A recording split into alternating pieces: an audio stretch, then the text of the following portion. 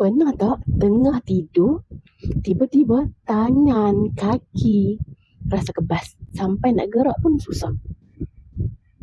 Sebelum tu tekan button follow dulu dan komen kebas.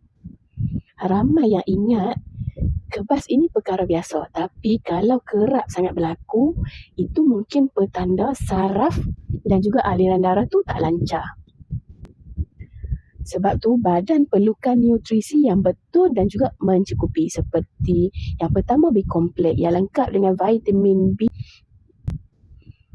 Dia bantu untuk menyokong fungsi saraf supaya penghantaran isyarat dalam badan tu berjalan dengan baik. Yang kedua, omega 3 yang tinggi dengan EPA dan DHA. Dia bantu menyokong peredaran darah yang sihat dan juga membantu mengurangkan keradangan.